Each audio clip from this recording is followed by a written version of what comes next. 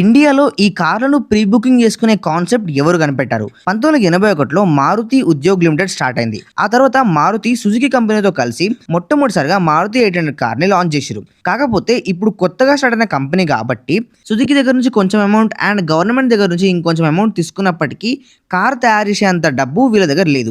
ఏం చేద్దాం అని ఆలోచిస్తున్న టైంలో మారుతి సుజుకి కంపెనీలో మేనేజ్మెంట్ లో వర్క్ చేసే ఎంప్లాయ్ అయిన డాక్టర్ వి కృష్ణమూర్తి అనే వ్యక్తి మనం ఒక స్ట్రాటజీ యూజ్ చేద్దాం, అడ్వాన్స్ బుకింగ్ స్టార్ట్ చేద్దాం, ఆ బుకింగ్ అమౌంట్ కేవలం 10,000 రూపాయలే పెడదామని చెప్పేసి ఒక కొత్త కాన్సెప్ట్ని ఎక్స్ప్లెయిన్ చేసిండు. అరే ఇంకా కార్ రెడీ అవ్వలేదు, అలాంటిది కార్ కోసం ఎవరు 10,000 పెడతారు అని చెప్పేసి మొదట్లో ప్రతి ఒక్కరు డౌట్ పడ్డారు. కానీ ఇది ఇండియా, ఇక్కడ వాల్యూ ఇచ్చే ఏ వస్తువును కూడా మనోళ్ళు వదిలిపెట్టరు. అలా ఈ ఒక్క స్ట్రాటజీ లాంచ్ చేసిన వెంటనే 1,40,000 మంది ఫస్ట్ ఇయర్ లోనే ప్రీ బుకింగ్ చేసుకున్నారు. ఈ కార్ కి ఇంత క్రేజ్ ఉంటుందని చెప్పేసి కంపెనీ వాళ్ళు కూడా ఎక్స్పెక్ట్ చేయలేదు. అలా సీదా 140 కోట్ల రూపాయలు ప్రీ బుకింగ్ అమౌంట్ రావడం వల్ల మారుతి సుజుకి ప్రొడక్షన్ పెంచి ఎక్కువ కార్లను తయారు చేయడం స్టార్ట్ చేసింది.